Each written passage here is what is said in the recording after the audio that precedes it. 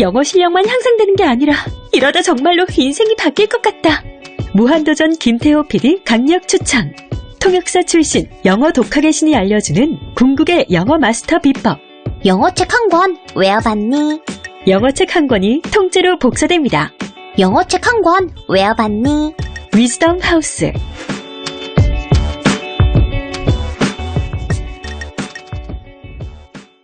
엄마, 나 가게 안 하고 싶은데. 너 가게 해봤니? 너 음식 만들어봤니? 인테리어는? 집기는? 일할 사람은? 운영은? 가게 자리는? 세금은? 너 돈이 있니?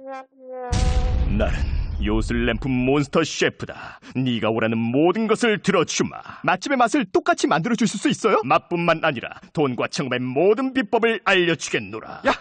이젠 걱정 고민 끝! 네이버 검색창에 몬스터 셰프라고 쳐주세요. 상담 문의 02-458-8838. 몬스터 셰프! 엄마! 가글 했는데 입에서 뭐가 나왔어!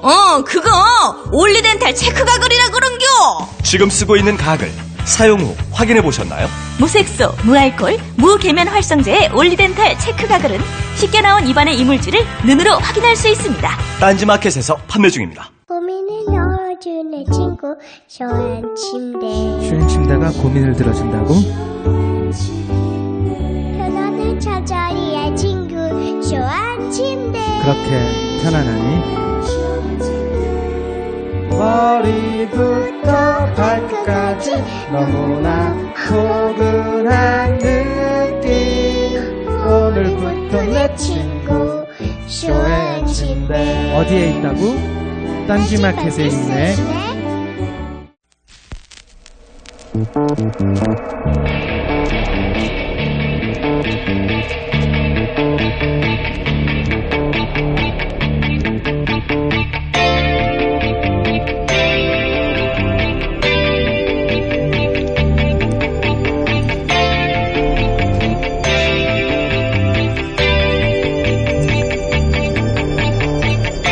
안녕하세요, 김어준입니다. 내일이면 대선 후보 등록이 시작됩니다. 이번 대선에서 개인적으로 주목하는 것은 이전 대선에서는 화제가 될 수 없었던 수준의 스몰, 작은 공방들입니다. 북풍, BBK, 정수장학회 같은 대형 공방은 이번 대선에서는 없습니다. 대신 3D냐, 3D냐를 두고 지도자 자질을 이야기하거나 우리 후보 딸이 우리말에 능통하니 아니냐 하는 이야기도 등장합니다. 한편으론 좀 우습기도 합니다. 3D면 어떻고 3D면 어떻습니까? 후보 딸의 국어 실력이 국정과 무슨 상관인가요? 이번 대선에 등장한 후보들이 과거에 비해 상대적으로 흠이 적어 그럴 수도 있겠습니다. 또 한편으론 그런 생각도 듭니다. 정치가 우리 삶에 그만큼 바짝 다가와 일상의 눈높이로 내려온 게 아닐까. 그래서 거대한 공약이나 비리가 아니라 최근의 유치원 논란처럼 유권자들이 직접 논쟁에 뛰어드는 작고 일상적 수준의 공방이 이번 대선의 특징이 아닐까. 만약 그렇다면 결국 그 후보가 평생 자연인으로 어떻게 일상을 살아왔는가, 그 삶 자체가 이번 대선의 진짜 승부처가 되지 않겠는가. 남은 4주 자신이 지지하는 후보 어떻게 살아왔는지 잘들 살펴보시기 바랍니다. 김어준 생각이었습니다.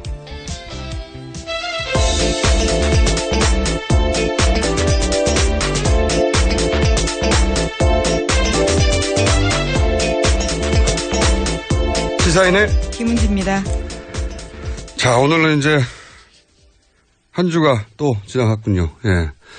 저희는 그냥 또 한 번에 한 주인데 대선 후보들은 이제 내일하고 모레 등록이죠. 예. 후보 등록을 하고 나면 이제 인쇄가 들어가기 때문에. 네, 공식 선거운동 합니다. 예. 그리고 포스터 볼 수 있고요. 예, 인쇄가 들어가서 지금부터는 단일화니 사퇴니 하는 게 훨씬 더 어려워집니다. 이미 인쇄가 되기 때문에. 그래서 지금 기준으로 보자면 지금 형성된 오자 구도로 끝까지 갈 가능성이 상당히 높아졌어요. 네, 각자 후보들은 끝까지 뛴다 이렇게 주장하고 있습니다. 그거는 원래 하는 말들인데 실제로 그럴 가능성이 대단히 높아졌다. 예. 별다른 변수가 있기가 쉽지 않습니다. 이제 극적인 아주 드라마틱한 상황이 나오지 않는 한. 그래서 지금은 양자하고도 여론조사하고, 삼자하고도 여론조사하고, 사자 여론조사하고, 오자도 하잖아요. 가상 대결로 예. 하고 있죠. 그러니까 삼자, 양자, 가상 대결 자체가 이게 쓸모없는 짓인 거죠, 지금으로서는. 현실을 반영하지 못한다. 네, 실제. 왜냐면요, 이게 질문이 많을수록 응답력도 떨어지고 정확도도 떨어지거든요. 근데 갑자기 가상 양자가 등장하면서 양자 여론조사 다들 하는데, 여론조사 기관들마다 여론조사 정확도를 떨어뜨려, 오히려. 듣다 끊어버리거든요. 너무 길어지면 잘 안 듣고. 이제는 오자, 그리고 가상이라고 하면 사자 정도 하는 게 여론조사가 오히려 정확도를 높일 수 있는 길인 것 같고, 생각해보시면 사자도 안 되고 있는데, 삼자도 하고, 삼자도 안 되고 있는데, 양자를 하고 하는 거는 가상을 하는 거예요. 사실은 의미 없는 여론조사인데, 최근 한 3주간 그렇게 진행됐죠. 자, 뉴스 짚어봅시다. 네, TV토론 이야기는 이따 다시 전해드리고요. 서울중앙지검 형사 7부와 첨단범죄수사 1부가 어제 고용태 씨에 대해서 구속영장 청구했습니다. 그래서 오늘 영장실질심사가 열릴 것으로 보입니다. 어제도 기온이 이상하다고 했는데, 고용태 씨를 체포하고 구속영장 치고, 체포한 것은 거꾸로 도망갈까봐 그런 게 아니라 자기 발로 검찰에 나올까봐 체포해버린 거예요. 자기 발로 나오기 전에 빨리 체포. 그러니까 체포 당해야 마땅한 사람의 이미지를 남기고 싶었던 게 아닐까. 끌려가는 이미지. 네. 예. 왜냐하면 지금 고용태 씨가 이미 출국 금지가 돼 있어서 해외 도피할 수 없다고 하고, 그동안 검찰 특검에 10번이 넘게 협조해왔고, 예. 이렇게 변호사하고 통화됐는데 바로 다음날 체포하고, 굉장히 이례적이라고. 그런 경우가 거의 없대요. 아무리 물어봐도. 자기가 알고 있는 건 없다고 대부분 변호사가 그러는데. 이렇게 그 다음에 이제 바로 구속영장을 치는 거잖아요. 이게 뭐 긴박한 사안이 아니지 않습니까? 더구나 지금 현 시점이 대선 후보가 등록되는 시점인데, 그래서 하필 이 시점에 고용태 구속이 필요한 측이 있는가? 라는 관점에서 이 사안을 자꾸 보게 되는 거죠. 그런 의구심을 당연히 불러일으킬 시점에 검찰의 저는 액션이라고 보는데, 그러면 그 관점에서 누가 정치적 이득을 볼 수 있나 생각해 보면, 당연히 박근혜 최순실 사태로 이제 지금 보수 진영은 기울어진 운동장에 싸운다고 하잖아요. 예. 그 관점에서 그쪽에 반가운 뉴스죠. 네. 결과적으로 그렇다는 겁니다. 네, 결과적으로. 계속해서 고용태 씨에 대해서는 문제 제기하면서 고용태가 기획했다 이런 이야기를 그렇죠. 하고 있었으니까요. 최근에는 박근혜 대통령의 구속은 3년 전에 이미 기획된 음모라는 식의 이야기들이 이제 친박 사이트나 이런 데서 나오고 있거든요. 엄청 큰 기획입니다. 3년이나 기획해야 3년 기획. 예. 3년 기획했고, 거기에 뭐 바른정당의 정치인들도 좀 등장하고, 이름이. 박근혜 대통령은 사실은 음모가 있다는 식으로 그 정유자 TV에서 얘기하신 적이 계속해서 한 이야기죠. 예. 엮였다. 고용태 씨가 바로 말하자면 음모의 실행자 같은 역할로 이제 지목되고, 계속 고용태 기획설도 얘기했었잖아요. 근데 지금 이렇게 구속이라도 되면 이제 당장 그런 이야기를 좀 더 자신있게 대대적으로 선거 기간에 유포하고자 하고 싶은 세력이 있겠죠. 네. 저는 그쪽에서는 뭐라도 해야 되는 상황이니까 그런 설이라도 막 유포해야 하는 절박함은 이해가 가는데, 제가 굉장히 의아한 것은 검찰 내부에서 지금 사실상 권력을 잃고 몰락하고 있는 그 친박 세력과 손잡아야 할 이유가 뭘까? 그게 굉장히 의아합니다, 저는. 왜, 물론 뭐 검찰은 당연히 고영태 씨가 실제 이렇게, 긴급하게 체포하고. 도주의 우려가 있다, 예. 이렇게 판단하고 있다는 겁니다. 당장 구속영장을 신청해야 할 정도로 중대한 범죄라고 주장하겠죠. 네, 어제 실제로 법원에서도요, 네. 체포가 정당했다라는 식으로 판결 내렸습니다. 딱 하루 정도 연락이 안 된 건데, 뭐 검찰은 서류를, 필요한 요건에 해당되는 서류나 주장들을 다 갖췄겠죠. 그래서 요건을 다 갖췄으니까 이제, 근데 요건을 갖추는 게 중요한 게 아니라 실제로 그런 상황이냐. 이게 중요한 건데 제가 궁금한 건 그거예요. 어쨌든 검찰에 이렇게까지 할 필요가 왜 있었을까 이게 궁금합니다. 왜? 저도 좀 알아보려고 합니다. 주말에. 제가 가장 궁금한 대목은 검찰이 이래야 할 이유가 뭐가 있을까입니다. 자, 다음 뉴스는요. 네, 우병우 전 수석 관련된 것도 전해드리겠습니다. 박영수 특검이 우병우 전 민정수석 일가의 가족회사 자금을 횡령한 사실을 확인하고 검찰에 그 자료 넘겼다고 합니다. 그런데 검찰이 이를 뭉갰다라고 CBS가 오늘 아침 보도했습니다. 또 검찰은 세월호 수사 외압 의혹에 대해서도 법무부 검찰국장, 그러니까 검찰 고위 관계자에 대한 조사가 필요하다라는 취지의 진술을 받았지만 이 역시 수사하지 않았다고 합니다. 그러니까 이제 바로 대비가 되는 거죠. 고영태 씨를 이렇게까지 긴급하게 체포하고 바로 구속영장, 48시간 구금할 수 있으니까 그 내에 구속영장 바로 쳐버린다는 거잖아요. 그러니까 잡아가지고 감옥에 바로 넣겠다는 거죠, 지금. 대단히 신속하게 처리하는 건데, 그런 반면에 우병우 전 민정수석에 대한 수사 불만은 검찰 내부에서도 있잖아요, 지금. 예, 그렇습니다. 이문정 의정부지검 검사가요. 소신발언 유명한 검사입니다. 그제 검찰 내부망에 우병우 무혐의는 예상됐던 일이다 이렇게 비판했습니다. 검찰 수뇌부가 책임져야 된다라는 주장을 하면서 이제까지 검찰은 계속해서 청와대 가이드라인 충실한 수사 결과 했다라는 비난받아왔는데 그 비난에 근거가 있음을 고통스럽게 확인하고 있다라고까지 지적했습니다. 그러니까요. 검찰의 특검을 스스로 부르는 지금 행동인데 특검이 구속영장을 우병우 전 민정수석 구속영장을 쳤을 때 구속영장 뭡니까? 40쪽 정도 됐다고 그렇죠, 합니다. 분량. 예. 그거의 내용이 한 3분의 1로 줄었다는 거잖아요. 예. 네, 어제 CBS가 보도했습니다. 특검이 이만큼 해서 검찰에 줬더니 특수본이 그중에 그 내용을 3분의 1로 오히려 혐의를 줄인 거죠. 더 보강하진 못할 만큼 3분의 1로 줄였다는 거잖아요. 예. 그렇죠. 계속해서 봐줬다라는 의혹을 살 수밖에 없는 정황들이 계속 나오고 있는 거죠. 네, 제가 지난주에 말씀드렸지 않습니까? 나 혼자 못 죽겠다고 했다고. 예. 그게 먹혔다고 생각하더라도 그래도 겉으로 이렇게 비슷하게 맞출 줄 알았는데 3분의 1을 줄였다고 하고. 예. 이런 정황들 때문에 검찰개혁에 대한 요구와 목소리가 더 높아지게 됐습니다. 그게 제가 이상하다는 겁니다. 검찰이 바보가 아니고 이런 액션을 취하고 나면 틀림없이 후폭풍이 바로 대선이잖아요. 있을 텐데 왜 이랬을까? 관계되어 있는 검찰 수뇌부는 어차피 임기가 정해져 있을 거고 가장 최애 수뇌부는 사실 옷을 벗을 자리에 있기 때문에 그런 게 아닌가라는 의심도 듭니다. 저도 궁금합니다. 그래서 좀 주말에 알아보고 다음 주에 좀 자세히.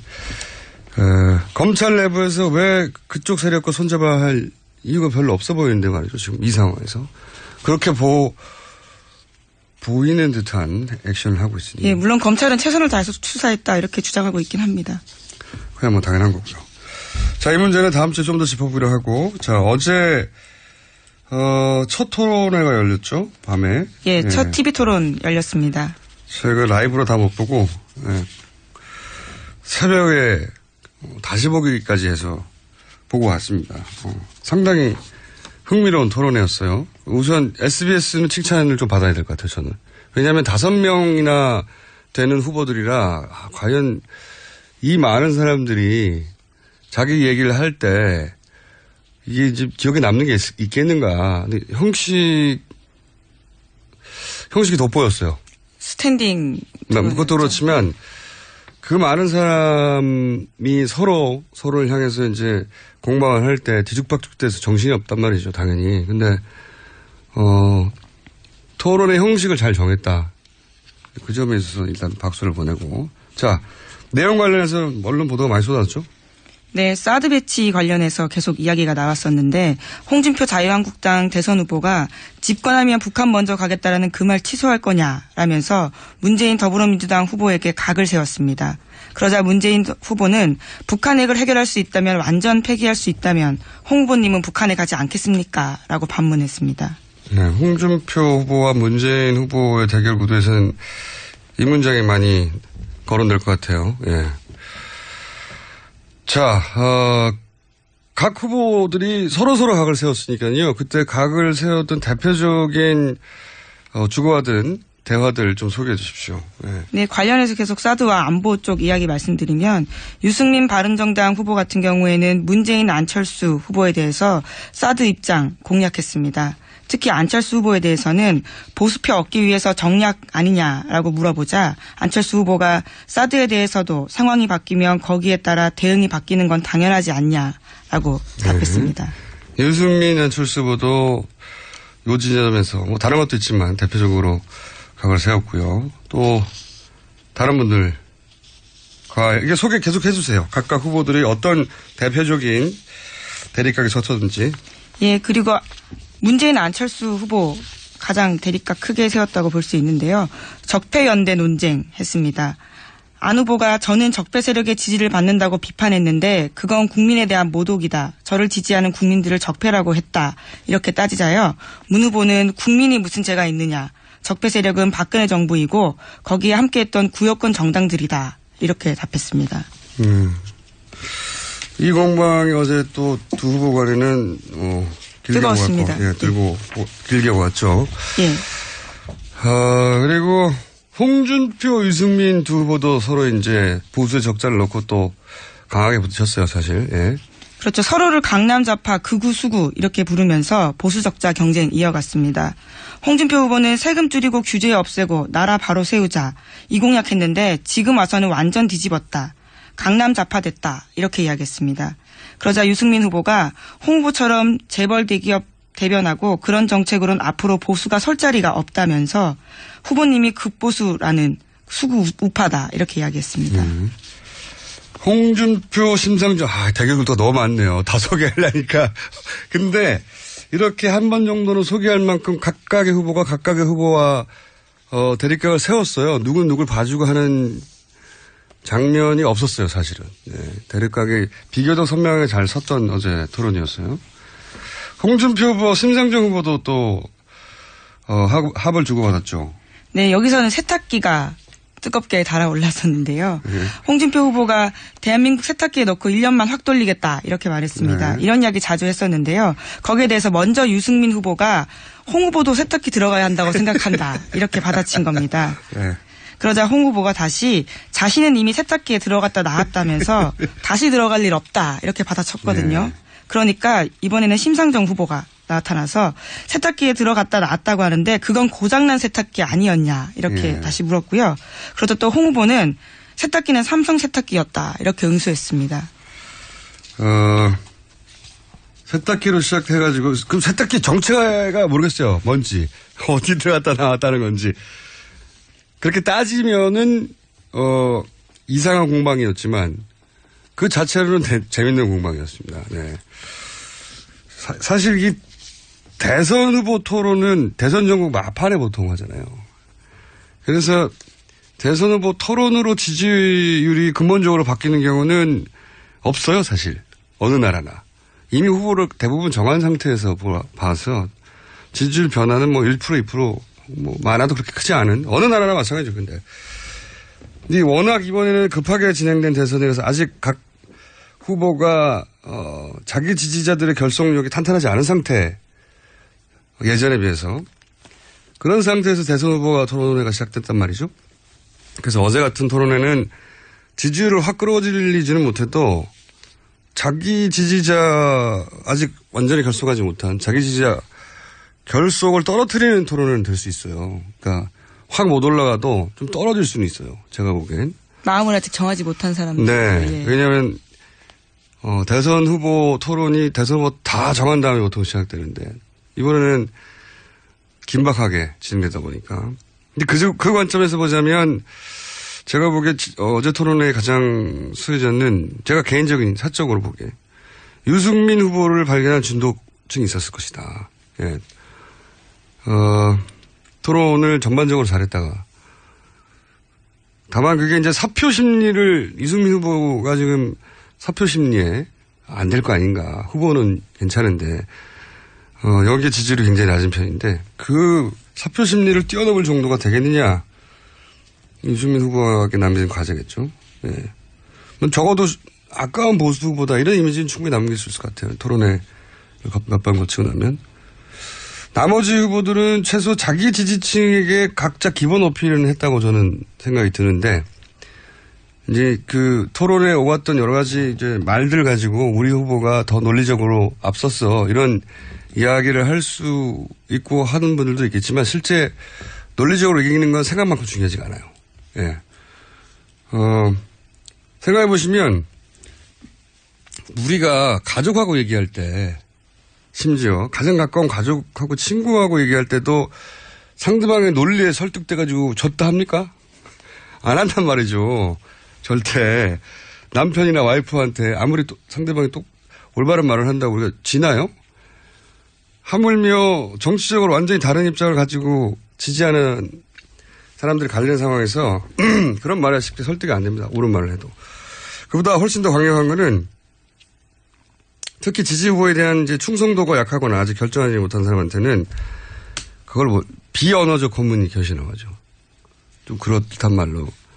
넌버블. 영어로 말이 아니다. 넌버블. 비슷한 말인 것 같은데요. 비언어죠. 예. 네. 그러니까 뭐 외모나 뭐 자세, 뭐 시선, 말투, 뭐 제스처 이런 거에 영향을 받아요.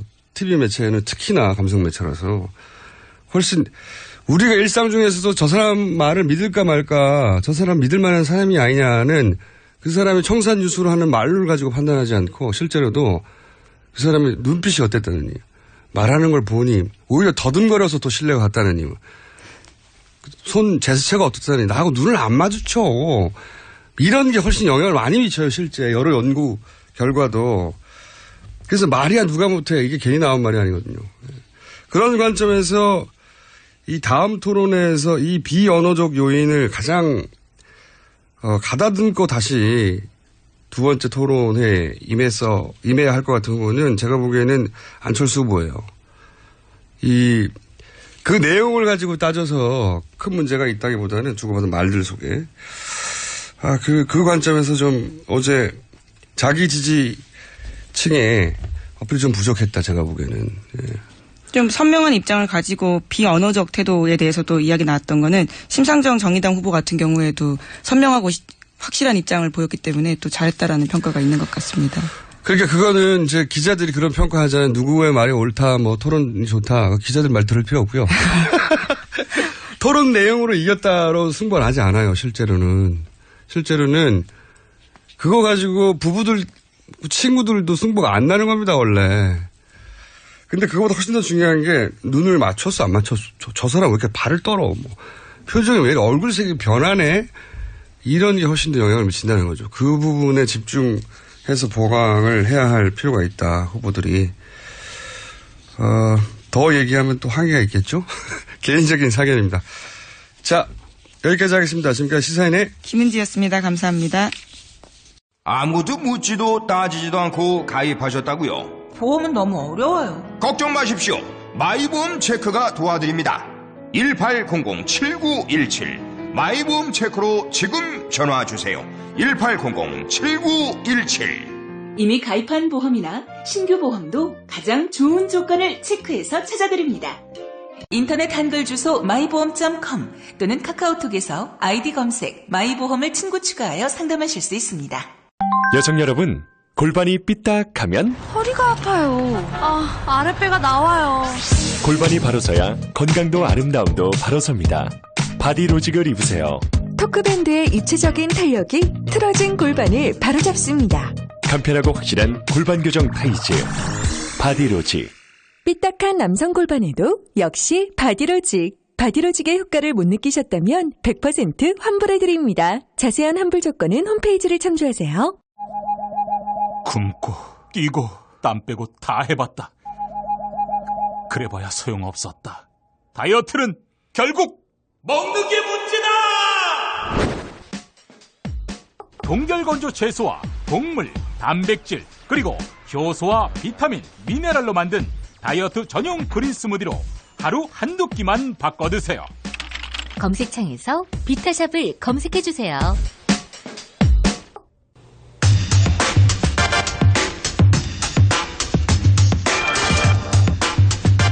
첫 번째 인터뷰 시간입니다. 각 캠프의 공방 점점 치열해지고 있습니다. 더불어민주당, 국민의당 쟁점 오늘도 짚어보겠습니다. 먼저 더불어민주당 문재인 대선 후보 캠프에 새로운 대한민국위원회 부위원장 김상조 한성대 교수님 연결됐습니다. 안녕하세요, 교수님. 네, 안녕하십니까. 네. 저희가 각 캠프에, 상대 캠프에, 공략하고 싶은 지점 뭐든지 상관없다고 요청을 드렸는데 교수님이 3가지 정도 짚어주시겠다고 했습니다. 자, 네네. 시간이 그렇게 많지가 않습니다. 바로 이어서 국민의당 연결해야 해서 네네. 최대한 간략하게 좀 짚어주십시오. 네. 첫 번째로는 예. 최근에 문제가 되는 것이 안철수 후보가 1999년 이제 10월달에 안내배 안철수 연구소에 BW를 이제 인수했었죠. 신주 인수권부 사채야. 이거 잘 모르거든요. BW가 뭔지. 예. 예, 그러니까 BW라고 하는 것은 기업이 자금 조달하는 방법 중에 하나가 이제 회사채를 발행하는 것인데요. 네. 벤처 기업의 경우에는 미래가 워낙 불확실하기 때문에 일반 회사채로는 투자자를 모으기가 어려운 경우가 많습니다. 예. 그래서 이제 그 회사채에 나중에 이제 새로운 주식 신주를 인수할 수 있는 권리 옵션을 붙인 것을 이제 신주 인수권부 사채, 영어로는 BW라고 하는데요. 돈을 빌릴 때 나중에 주식으로 줄게 이걸 더하는 거죠. 예. 예, 그렇습니다. 예. 하이 리스크 하이 리턴의 이제 금융 상품이라고 할 수가 있는 거죠. 그런데요. 예. 근데 이제 문제는 뭐냐면 그러니까 BW가 발행된 시점이 바로 1999년인데 여러분 청취자들께서 다 기억하시는 것처럼 바로 직전에 이제 삼성 SDS의 BW 즉 이재용 부회장의 BW가 발행되었었고 예. 그것이 헐값 발행 등등의 여러 가지 문제로 인해 가지고 삼성 특검 재판에서 이건희 회장에게 이제 배임죄 유죄 판결이 내려진 적이 있습니다. 네네. 그 당시에는 삼성 SDS나 안내뿐만 아니라 수많은 기업들이 사실 문제의 소지가 많은 BW 신주 인수권부 사채를 발행했었기 때문에 그렇죠. 이 당시의 분위기에서도 이제 안철수 후보의 안내 BW에도 그 비슷한 문제점이 있는 것이 아닌가라고 이제 문제 제기가 된 거고요. 사실 여기에 대해서 안철수 후보 쪽에서는 그동안 여러 가지 해명을 내놨지만 제가 보기에는 그 해명이 내용상으로도 충분하지 않을 뿐만 아니라 지금 대통령 후보로서 해명하는 방식에도 이제 여러 가지 문제점이 있다라고 하는 문제점을 제기하고 싶습니다. 예. 그러면 좀 더 구체적으로 해명의 내용이 어떤 부분이 부족합니까? 아마 대한민국에서 이 BW 등등과 관련한 문제에 대해서 아마 제일 잘 알고 있는 사람이 이제 저일 텐데요. 예. 수많은 어떤 이제 기업 사례에서 보게 되면 3가지 정도의 문제점이 있을 수가 있습니다. 이제 첫 번째는 그 BW를 이제 인수하는 가격의 문제, 즉 뭐냐면 공정한 가치에 비해서 너무 낮은 헐값 발행이 아니었느냐라고 하는 문제점이고요.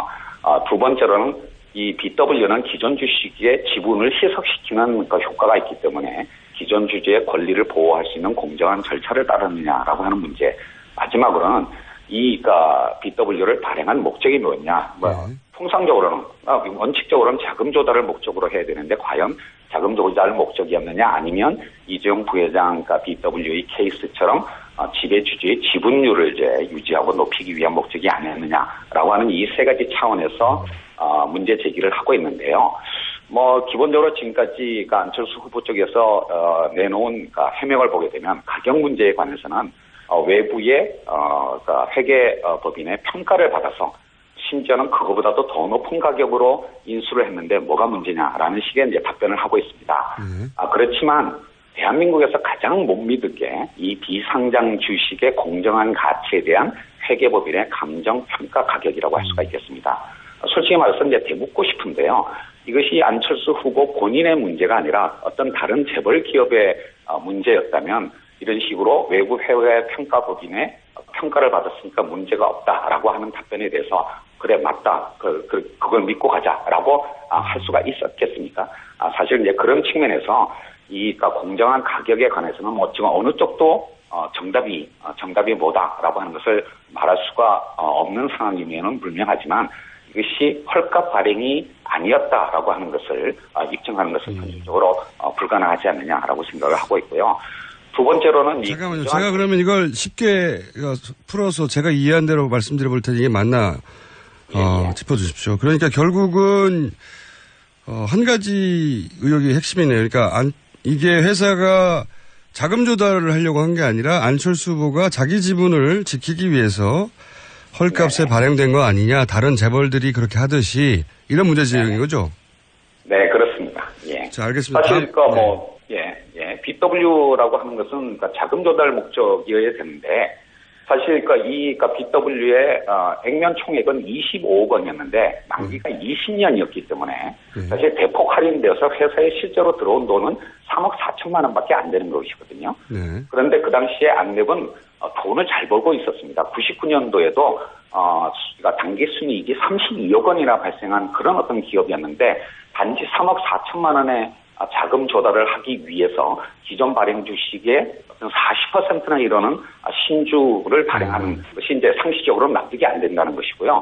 더 나아가서 만기 20년짜리 BW임에도 불구하고 발행된 지 1년 후에 신주 인수권을 행사해서 안철수 후보가 주식을 인수한 다음에 바로 상환해버렸습니다. 즉 이 말은 뭐냐면 그 20년짜리 이 장기 BW가 자금 조달 목적으로 이루어진 것이 아니라 안철수 후보의 지분율을 유지하기 위해서 발행된 것이다라고 볼 수밖에 없고 실제로 이 신주 인수권을 행사하지 않았다면 안철수 후보의 지분율은 39%에서 26%로 떨어졌을 건데 그것을 다시 40%로 유지할 수 있는 어떤 배경이 된 것이 이 BW라고 할 수가 있겠고 지금 안철수 후보의 1,000억 원이 넘는 어떤 재산의 상당 부분이 이 신주 인수권 행사에서 발생한 것이다라고 말씀드릴 수가 있겠습니다. 지금 이 문제는 발행된 지 17년이 지났기 때문에 불법 여부를 따질 문제는 아닌데 안철수 후보는 일반인이 아니라 대통령 후보이시기 때문에 더더군다나 유력한 대선 후보이기 때문에 이 부분에 관해서 과연 발행 목적이 뭐였느냐 라고 하는 것에 대해서 국민들한테 솔직하게 어떤 설명을 하고 그것이 설명이 잘 안 된다면 잘못을 시인하는 것이 대통령 후보로서의 자세라고 저는 생각을 합니다. 알겠습니다. 5분밖에 안 남았습니다. 그 문제는 충분히 이제 지적을 하신 것 같고요. 5분 내에 지적하실 두 가지, 세 가지, 한 가지든. 예. 다음 문제는 뭡니까? 한 가지 문제만 더 지적을 하겠는데요. 최근에 4차 산업에 선도적으로 대응하기 위해서 여러 가지 규제 완화 법안들이 국회에서 논의가 되고 있는데 그것과 관련해서 가장 심각한 쟁점이 이루어지는 것이 이른바 규제 프리존법이라고 하는 것이 있습니다. 뭐냐면 현실적으로 여러 가지 규제가 있기 때문에 불확실한 미래에 대해서 유연하게 대응하는 이런 것이 부족하기 때문에 특정 지역, 특구를 지정해놓고 그 부분에 관해서는 기존의 규제들을 이제 완전히 적용 배제하는 그런 어떤 법인데요.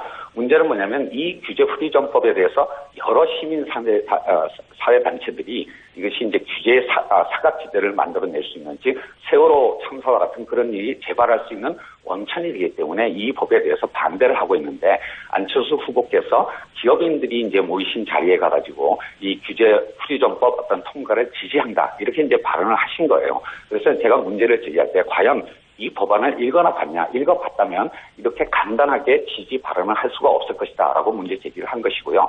실제로 이 규제 프리존법의 경우에는 두 가지 심각한 문제가 있습니다. 첫 번째는 뭐냐면 이것이 시도 지자체 주도로 이제 이루어지기 때문에 일본의 사례에서 봤던 것처럼 이 규제 완화가 거의 난개발 수준으로 이루어지게 되고요. 실제로는 효과도 없으면서 여러 가지 국가 자원을 이제 낭비하는 문제가 있는데 일본에서도 이미 실패한 특구 개발 방식을 적용하고 있는 이 규제 프리존법을 한국에도 적용한다라고 하는 것에 대해서는 이른바 미래를 향한 대통령이라고 하는 안철수 후보께서 너무 신중하지 못한 자세가 아니었는가라고 생각이 되고요. 두 번째로는 이 규제 프리존법의 가장 결정적인 문제점이 시도 지자체가 올린 그런 어떤 신청 사안에 대해서 기획재정부 장관이 결국 이제 결정권을 갖고 있는데 그 심의기구를 형성하는 방식이 뭐냐면, 풍부한 어떤 경험과 학식을 갖고 있는 사람들 중에서 기획재정부 장관이 임명하는 사람을 그 위원으로 위촉한다 이렇게 돼 있습니다. 과연 이런 식으로 구성되는 특별심의위원회에서 승인한 그런 어떤 특구가 과연 국민들의 어떤 재산과 안전과 생명을 보호하는 그런 어떤 역할을 제대로 할 수 있을까라고 하는 것에 대해서 심각하게 문제가 제기되고 있고요. 이제 이런 측면에서 본다면 안철수 후보가 정말 진지하게 대통령 후보로서 자신을 내세운다면 이런 어떤 혼란을 초래할 수 있는 이런 어떤 법에 대해서는 신중하게 재검토해야 된다라고 자신의 입장을 분명히 밝혀야 된다라고 생각을 합니다. 교수님, 제가 차고 들어갈 틈이 없다. 얼마나 말을 빨리 하시고. 끊임없이 하시는지. 죄송합니다. 네, 제가, 물론 반론은. 마지막으로 짧게 한 말씀만 이제 더 드리고 싶은거든요.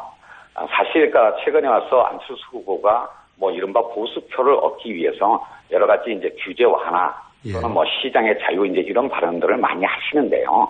근데 사실 5년 전에 안철수 후보께서 직접 쓰신 안철수의 생각이라는 책을 보게 되면 지금 하시는 말과 매우 상충되는 내용들이 그 책에 있습니다. 저는 안철수 후보께서 분명히 국민들한테, 유권자들한테 설명을 하셔야 된다고 생각합니다. 즉 5년 전의 안철수와 지금의 안철수는 과연 같은 것이냐, 만약에 변했다면 무엇 때문에 변한 것인가라고 하는 것을 국민들한테 설명을 해야 된다고 생각합니다. 알겠습니다. 1분 남아서 제가 질문을 거꾸로 한번 드리면, 제가 방금 말씀하신 규제 프리 존법의 문제 지적은 요약해서 말하자면 이게 결국은 기업들의 민원을 해결해주는 법안이 될 것이다, 이렇게 우려를 하신 걸로 제가 이해했습니다. 맞나요? 큰 틀에서는? 네. 그러면 사례 한 가지만 들어보세요. 사례 한 가지만.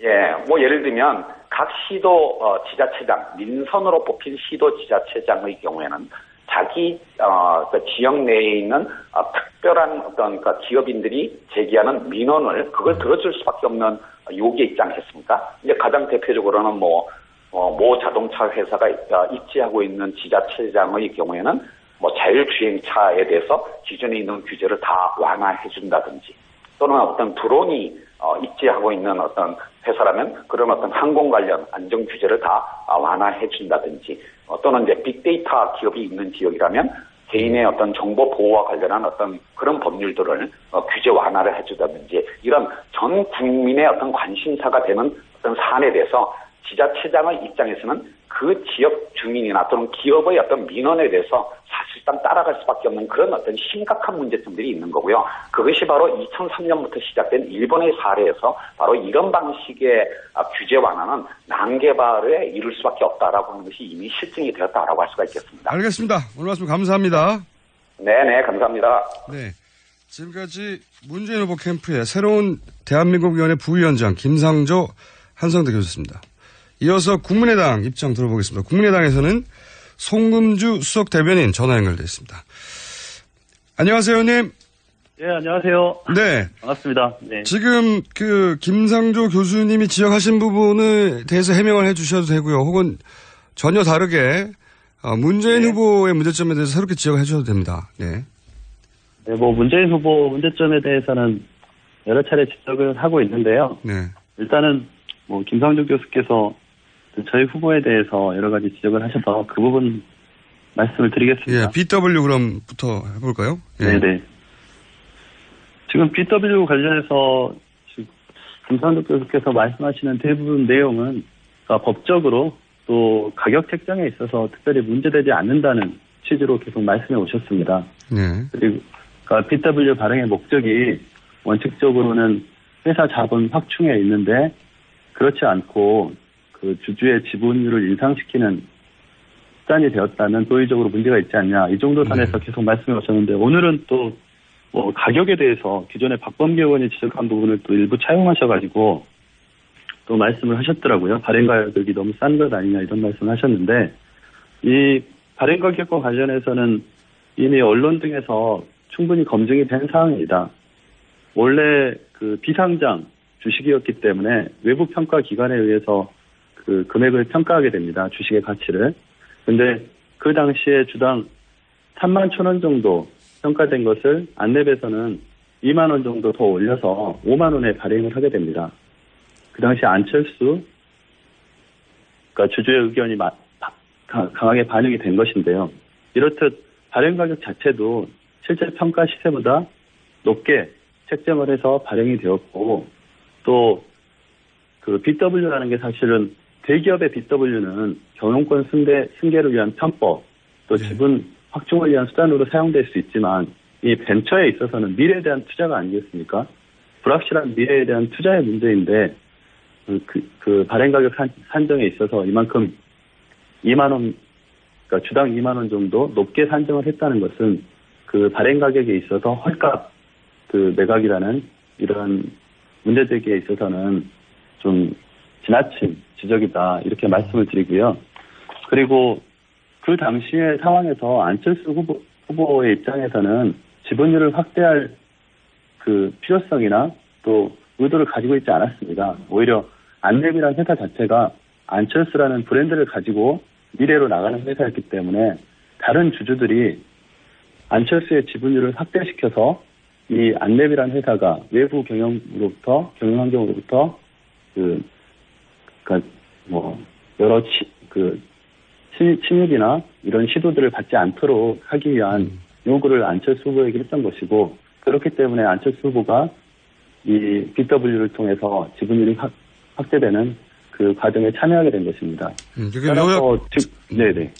이게 이제 워낙 지금 말씀하시는 김상조 교수께서 말씀하시는 발행 가격의 문제도 해명이 충분히 되는 것이고, 또 발행의 목적에 있어서도 그 당시 삼성 SDS에서 하는 제3자 배정에 의해서 그 오너의 아들에게 편법으로 승계되는 그런 수단이 아니고, 주주들끼리의 그 주주들의 일치된 목적에 의해서 주주 중에 1인인 안철수 후보에게 BW가 발행된 것인데, 그거를 그 특별히 문제 삼을 이유가 있는 것인지, 도의적 책임까지 물을 이유가 있는 것인지 저는 좀 의문이 듭니다. 네, 그러니까 이게 워낙 생소한 분야라서 제가 요약을 좀 해보자면 이렇게 이해하면 되는 겁니까? 그 안철수 후보의 지분율을 오히려 다른 주주들이 지켜주려고 한 것이다. 당시 안철수 후보가 어떤 뭐 개인적인 욕심에서 그런 BW 발행을 통한 이득을 취한 게 아니라 안철수 후보가 가진 상징성 그리고 벤처의 특징 그런 걸 종합해서 다른 주주들이 오히려 안철수 후보의 지지율이 더 높아지는 것이 이 벤처의 미래에 더 도움이 된다고 생각해서 그런 결정을 한 것이다. 이렇게 이해하면 됩니까? 네네, 그렇습니다. 그 당시 이사회에서 결정된 것이 아니고 주주총회에서 결정을 하게 됩니다. 그리고 주주총회에서 기관 투자자들이 이 BW 발행에 대해서 그 찬성을 하면서 이 절차를 밟게 되는 것입니다. 예, 이제 그 대목의 이해는 갔고요. 네. 그러면 그러니까 지금 문재인 캠프 쪽에서도 보면 이게 이제 굉장히 오래된 일이고, 법적으로 문제를 삼으려 하기보다는 도의적인 차원의 문제 제기라고 하면 이제 지목한 포인트는 이런 것 같습니다. 제가 이해하기로는. 결국은 이제 그걸 인정하더라도 안철수 후보가 이걸 통해서 상당한 경제적 이득을 취한 건 맞고, 그 경제적 이득에 대해서 과연 다른 재벌들의 경제적 이득을 취하려고 혹은 지분율을 지키려는 것을 비판할 수 있겠는가. 그렇게 한 사람이 뭐 이런 정도의 도의적 차원에서 지적했거든요. 네. 근데 이렇게 보시는 건 어떨까요? 그러니까 삼성 같은 대기업에 있어서 이렇게 편법적으로 지분율을 인상시켜서 오늘 일가의 그 지배력을 증가시키는 문제와 벤처에 있어서는 일반적으로 벤처는 엑시트를 하는 것 아니겠습니까? 키워서 어느 시점에서는 그 창업자가 회수를 하고 나가는 그런 형태입니다. 그러나 안랩의 경우는 안철수 후보가 자신의 브랜드로 창업을 하고 현재까지 이어오고 있는 회사입니다. 물론 경영권에 있어서는 이제 독립적으로 이루어져 있지만, 그리고 현재도 안철수 후보의 재산이라는 것이 안랩의 지분 외에는 없습니다. 그러니까 수많은 벤처들이 성장을 했다 사라지기도 하고, 아니면 아예 네이버처럼 이렇게 플랫폼 회사로 대기업으로 진입하는 경우도 있지만, 일반적인 형태, 이런 안랩과 같은 형태에 있어서는 결국은 벤처로 계속 남아있는 형태인데, 그 재산을 처분하는 방식이 아니고 지분을 가지고 책임져야 하는 방식이었다고 한다면 그 부분은 대기업의 경영권 승계와는 다르게 보셔야 되는 것 아닌가, 이런 입장입니다. 알겠습니다. 이 부분은 이제 지적한 부분에 대해서 해명이 충분하다고 받아들이는 분들도 있겠고 아닌 분들도 있겠지만, 지금 국민의당 안철수 후보 캠프에서는 이렇게 입장을 세우신 거고요. 자, 두 번째로 문제 삼은 대목은 규제 프리존. 이 법안에 찬성 입장을 밝혔는데, 이렇게 가면 일본처럼 비슷한 정책이 있었는데 난개발만 이루어졌다. 결국은 그 기업들의 민원 청구 역할밖에 못할 것이다. 이런 문제 제기가 있습니다. 어떻게 답변하시겠는지요? 저는 사실 김상조 교수님 2012년 또 2017년 문캠프로 들어가시면서 입장이 많이 바뀌신 것 같은데요. 일단 규제 프리즘법과 관련해서 원론적으로 안철수 후보는 총론에서 이 부분을 동의한다는 것이지 강론에 있어서 문제되는 부분은 하나하나씩 그 법안화하는 과정에서 고쳐나가면 되는 부분입니다. 그런데 지금 가장 문제가 되는 것은 김상조 교수께서 지적하신 부분, 일단 지자체장들이 민원 해결 창구로서 그 규제 프리즘법을 이용할 것이기 때문에 대기업의 이익만 옹호하게 되고 그로 인해서 그 지역 전체에 난개발이나 이런 문제만 발생할 것이다. 이런 시각을 갖고 계신 것 같습니다. 그렇게 그런 시각으로 보시면 지방 분권 제도 자체를 부정하는 셈입니다. 그리고 규제 프리즘법에 대해서 찬성하는 14개 지방자치단체가 있습니다. 그중에 민주당 쪽이 8명입니다. 근데 이 8명의 지자체장들이 그 지역 발전을 위해서 고민하면서 해당 지역에 있어서의 규제를 좀 풀어주는 그런 특별구역을 지정해달라는 그 요구를 하고 그걸 중앙정부에서 받아들여서 지금 규제 프리즘법의 입법화 과정을 밟고 있는데 그 부분에 대해서 단순히 민원 해결, 선출직 지방자치단체장의 명예를 완전히 실추시키는 발언입니다. 민원 해결을 위해서 뭐든 할 수 있다.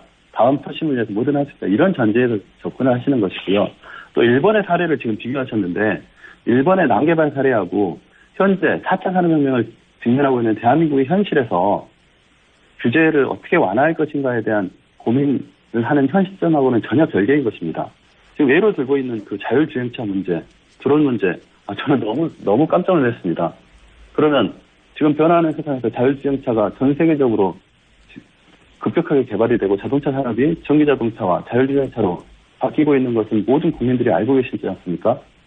그 자율주행차에 대해서 일부 대기업의 요구 때문에 규제가 완화됐다는 식으로만 생각하면 변화를 거부하는 것입니다. 4차 산업혁명에 대해서 전혀 대비를 안 하겠다는 소리와 마찬가지입니다. 저는 어떻게 그런 얘기를 하시는지, 드론에 대한 규제, 빅데이터에 대한 문제, 이 많은 문제들이 사회적인 갈등을 통합해가면서 우리가 변화하면서 받아들여야 할 문제들인 것입니다. 그런 문제들에 대해서 완전히 거부한다는 것이면 그럼 4차 산업혁명 시대에 지금 세계적으로 바뀌고 있는 그 기술 융합의 그런 추세를 전혀 따라가지 않겠다는 얘기나 마찬가지거든요. 적어도 일부 지역에서 지역 경제가 요구하는 그런 그 특화된 산업 영역에 있어서는 규제를 풀어줘서 그 산업의 발전을 시도시켜보고 그것이 긍정적인 효과가 있다면 전 지역으로 확대시키는 그런 정도의 시각을 좀 갖추셔야 이 미래를 대비할 수 있는 그런 정부의 역할을 할 수 있는 것이 아닌가 이렇게 생각을 합니다. 그러면 이 부분은 한 가지만 제가 여쭤보자면 네. 이게 동시 연결이 아니어서 좀 답답한 면이 있는데 한 가지만 여쭤보자면 이 규제 프리즘법에 대해서 결국은 이 법안이 통과되면 의료 민영화로 가는 거 아니냐라는 우려들이 등장을 사실은 그 문재인 캠프에서 지적하기 전에 의료 노조나 그 지적이 있었습니다. 그런 걱정에 대해서는 뭐라고 답을 하시겠습니까? 의료 민영화로 가는 거 아니냐? 네. 지금 그래서 규제 프리즘법, 그러니까 규제를 완화하고 민간이 창의적으로 기업 활동을 할 수 있는 그리고 창업을 할 수 있는 그런 환경을 조성하는 문제와 지금 규제 프리즘법상의 독소 조항의 해소 문제는 좀 별개로 접근을 해야 된다고 생각합니다. 지금 문제되는 부분이 그 의료법인의 부대사업 범위를 의료법의 시도 조례로 해서 부대사업을 정할 수 있도록 한 부분입니다. 이 부분에 대해서는 당연히 저희가 반대를 하고 있습니다. 국민의 생활, 건강과 직결되기 때문에 이 부분에 대해서는 구체적인 입법화 과정에서 삭제돼야 된다는 입장이고요. 그러한 독소 조항들이 몇 가지 있습니다. 문화재 보호구역 내에서 경미한 지형 변화를 시도지사에게만 모두 일임해버리면 중앙정부 차원에서 전체 구조 속에서 문화재를 보호해야 되는데 시도지사가 그걸 형해화시킬 수 있다. 그런 부분에 대해서는 원점으로 재검토돼야 된다. 이런 몇 가지 독소 조항에 대한 저희가 보완의 시각을 가지고 있고요.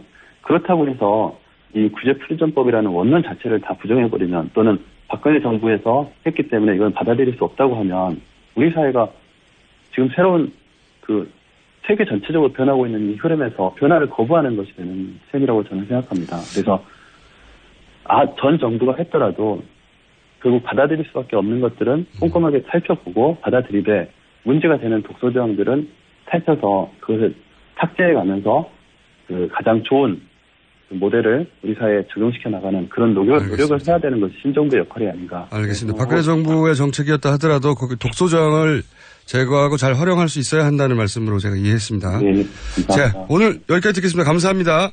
네, 고맙습니다. 지금까지 국민의당 송금주 수석 대변인이었습니다. 잠시 후 3, 4부에서는 자유한국당 바른정당도 연결해 보겠습니다. 김원준입니다.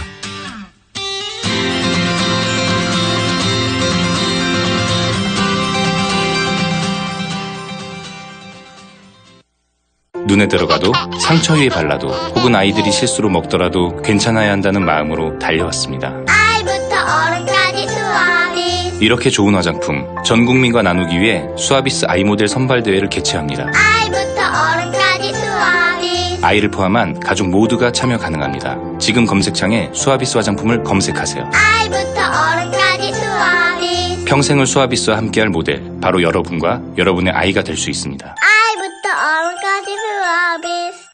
김치는 맛있어야 한다. 아주 화끈하게 100% 국내산으로 16년 전통으로 햇섭 인증으로 화끈하게 맛있다. 화끈하게 통한다. 화통김치. 배추김치, 알짜김치, 총각김치, 깻잎김치, 깍두기도 화통. 검색창에 화통김치. 아우 맛있어.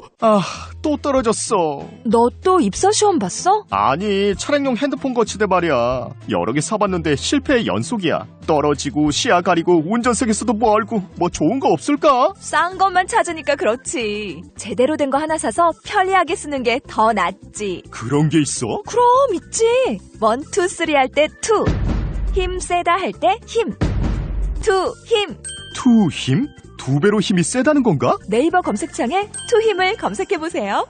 한글도 남보다 빨리 깨치고 참 똑똑했는데 갈수록 실력이 뒤처지는 것 같아 걱정이에요. 혹시 초등학교 교과서 본 적 있어요? 어려운 어휘가 너무 많아요.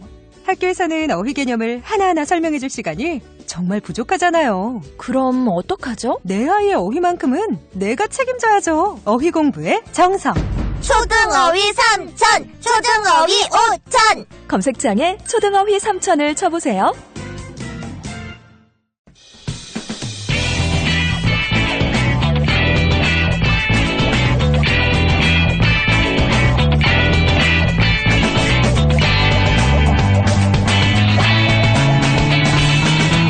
김어준의 뉴스 공장.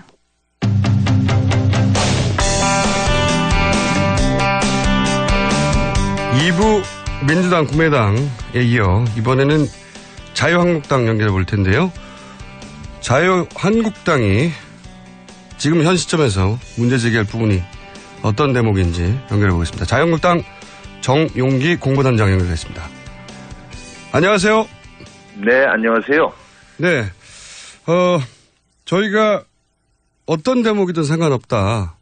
네. 예, 라고 열어놓고 지금 연결을 했습니다. 가장 먼저 화제로 삼고 싶으신 부분이 어떻습니까? TV 토론인가요? 뭐 어젯밤에 있었으니까 많은 국민들이 그거 가지고 얘기하시고 뭐 각종 매체에서도 그 부분을 관심을 가지시는 것 같습니다. 근데 그 전에 한 가지 사실관계를 좀 잡을 게 있는 게 네네. 언론에 제가 이제 공보단장으로 보도가 됐고 실제 발표도 됐었습니다만은 네. 제가 원내 수석대변이라고 하는 기존의 당직만 맡고 공보단장은 제가 안 한다고 해서 안 하기로 했습니다. 아, 그렇군요. 그러면 수석 대변인으로 제가 정정하고. 예. 자, 그러면 TV 토론 총평부터 해주십시오. 뭐 아무튼 첫 번째 TV 토론이기 때문에 홍준표라고 하는 사람이 어떤 사람인가라는 것을 유권자 국민들께 인식시키는 게 필요했는데 네. 그런 점에서 이제 뭐 안보, 그다음에 경제, 그다음 복지 이런 부분에서 보수 가치에 충실한 후보다라는 것을 보여줬고 그리고 모래시계 검사로서 또 정말로 서민으로 자라난 서민 대통령이다라고 하는 이 스토리 부분도 이렇게 국민들께 전달된 그래서 본인의 색깔 이거를 잘 전달한 그런 성공적인 TV 토론으로 평가를 합니다. 그러면 대변인님은 1등은 당연히 홍준표 후보라고 하실 거고요. 당연히 각 당에서는. 자, 그러면 두 번째로 잘한 후보와 그러면 가장 잘 못했다고 평가하는 후보는 어떻게 됩니까? 글쎄요, 이렇습니다. 이게 본인이 지지하는 후보가 역시 뭐 특별히 큰 실수를 하지 않으면 그렇죠. 예. 잘하게 보이는 거죠. 맞습니다. 그래서 예. 그래서 지지하는 자기가 어떤 성향을 갖느냐에 따라서 1등한 후보에 대한 평가는 다 달라지리라고 보는데요. 네, 그건 당연한데. 예, 글쎄요, 뭐 2등 후보를 굳이 꼽으라고 하시면 글쎄요. 공동 2등으로 하겠습니다. 공동 2등이요? 예, 네. 모두가 공동 2등입니까? 예, 뭐 대체로 다른 분들도 이제 결국 자기 어떤 색깔, 성향, 정책 이런 것들 얘기하는 자리였기 때문에 그리고 뭐 치열하게 공방이 벌어진 부분에 대해서는 방금 말씀드린 대로 내가 지지하는 후보가 잘한다 이렇게 보이는 거 아니겠습니까? 그건 뭐 너무 당연하고 콩깍지인데 근데 캠프 입장에서는 저 후보를 조심해야 되겠다. 저 후보는 충분히 제압이 가능할 것 같아. 그럼 내부 평가가 있었을 거 아니겠습니까?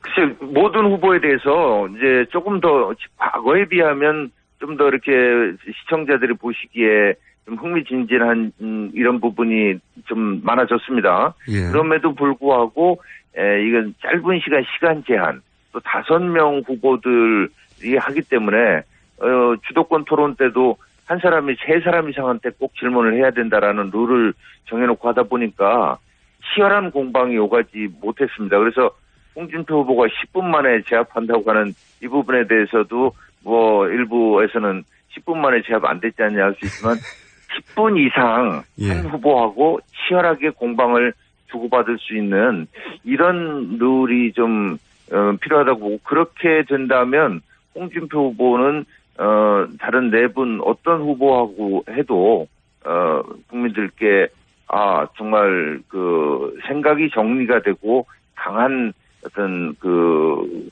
대통령으로서의 리더십을 갖춘 사람이구나 하는 인정을 받을 수 있을 거라고 생각합니다. 상대 후보 측에서 나온 실수 같은 거는 없었나요? 보시기에? 뭐 문재인 후보가 우리 당의 김진태 의원이 안철수 후보를 지지했다. 그래서 적폐 세력의 연대다라고 했는데 그는 명백한 허위사실 유포거나 아니면 김진태 후보는 법적 대응을 한다고 그러는데 아니면 이제 정말 뭐 실수이셨겠죠. 그건 분명히 김진태 의원이 그렇게 한 적이 없는데 국민들 다 지켜보는 토론에서 그런 말씀을 하신 거는 만약에 실수라고 한다면 바로 사과를 좀 하셔야 될 부분이라고 봅니다. 홍준표 후보가 주적을 말씀하시니까 생각난 건데 주적이 이제 문재인 후보라고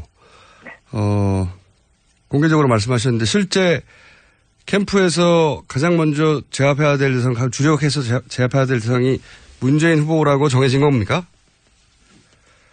일단은 저희하고 대척점에 있는 그 후보인 거는 분명하죠. 그러니까 여러 가지 이념면에서 또 각종 정책적인 측면에서도 서로 분명하게 다른 가치관을 가지고 있는 적이니까 그런 후보와 그런 정당에 대해서 저희가 첫 번째 어떤 그 제압해야 된다 주적 이런 표현 저는 사실은 개인적으로는 좀 뭐 별로 선호하는 표현은 아닙니다만은 그렇게 인식을 하고 대응을 해야 될 걸로 봅니다.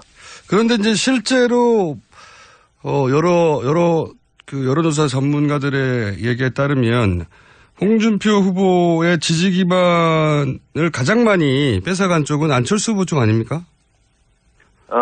이제 그게 선거를 쭉 치르다 보면 이렇게 흐름이 있는데, 문재인 후보는 고정 지지층이 있고 그 지지층의 성향이 저희 자유한국당을 지지하는 분들하고 분명히 차이가 나는 이런 점이 있습니다. 그런데 이제 문재인 후보가 제가 볼 때 지난주 초까지 피크를 찍었다고 봅니다. 정점을. 안철수 후보가 4.12 재보궐선거 직전인 10일, 11일까지 피크를 찍은 걸로 저는 이렇게 보는데 안철수 후보는 반기문 전 유엔 사무총장이나 안희정 후보처럼 중도적 입장에서 양쪽 다를 어떻게 보면 취하겠다라는 이런 전략을 택하고 있는데 선거전이 치열해질수록 이런 후보들은 지지 기반이 급격하게 잠식됩니다. 그래서 반기문 후보나 안희정 후보가 그랬듯이 안철수 후보의 지지는 굉장히 지지자들이 유동적이고 또 취약한 지지를 보이고 있고 이런 것들이 이번 4.12 재보선에서도 그대로 나타났다고 보고 이게 계기가 돼서 보수 우파의 지지층들이 홍준표 후보로 이제 좀 결집을 하지 않을까 저희는 이렇게 기대하고 그렇게 예측하고 있습니다. 이게 그건 충분히 이해가는 말씀이신데 제 이제 질문의 요지는 문재인 후보와 홍준표 후보의 지지 기반은 사실상 겹치는 부분이 거의 없고 오히려 지지 기반은 안철수 후보하고 겹치니까 일단 안철수 후보와 대립각이 쓰는 게 훨씬 홍준표 후보에게 급선무인 것 같은데 주적을 일단 문재인 후보로 삼아서 궁금해서 질문을 드린 겁니다. 그렇죠.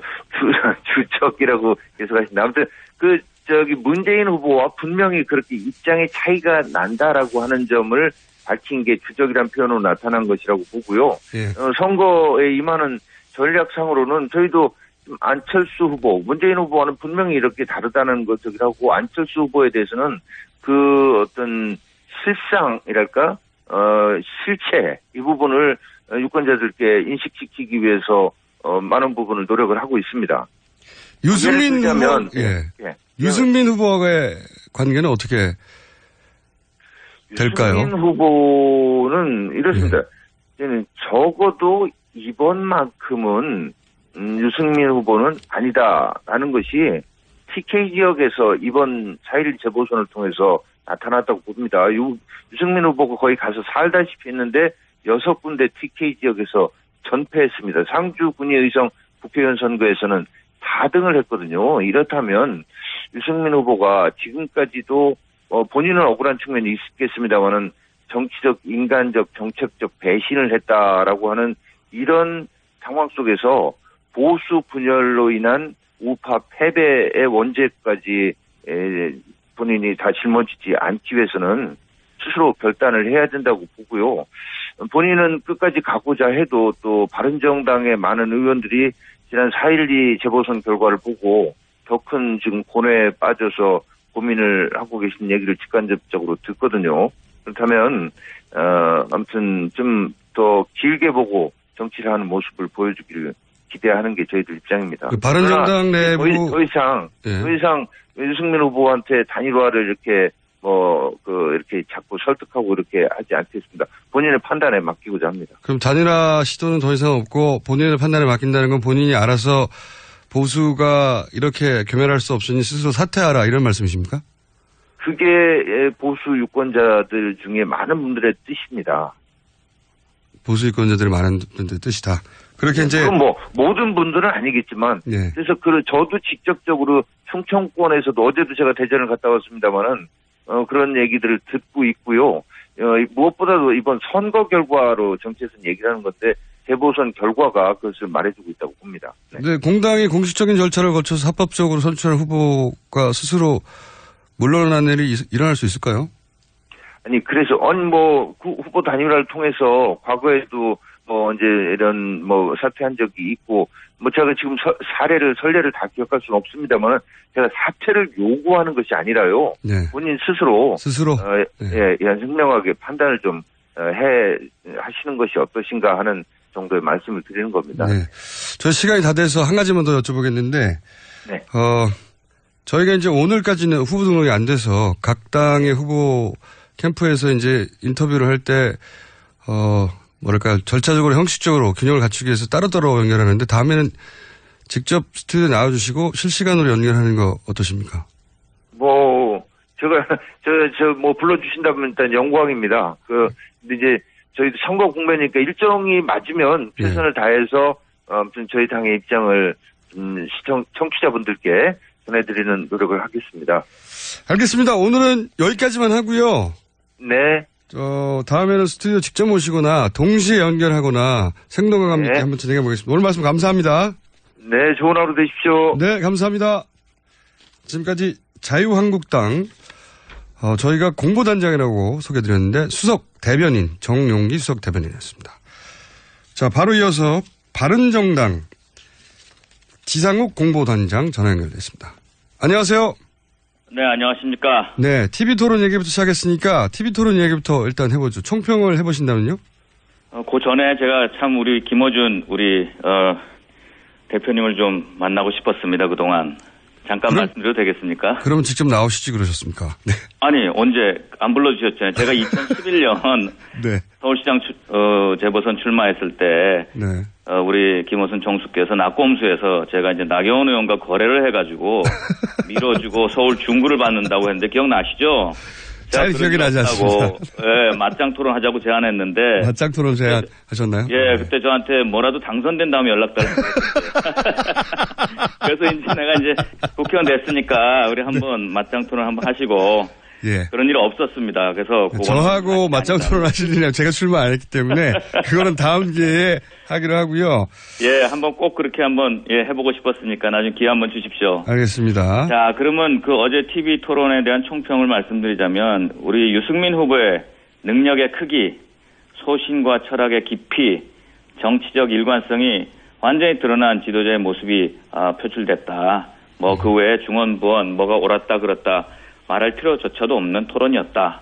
그렇게 저는 말씀드리고 싶습니다. 토론회를 대단히 만족스러워하는군요. 지금 캠프의 분위기는 말씀 들어보니까.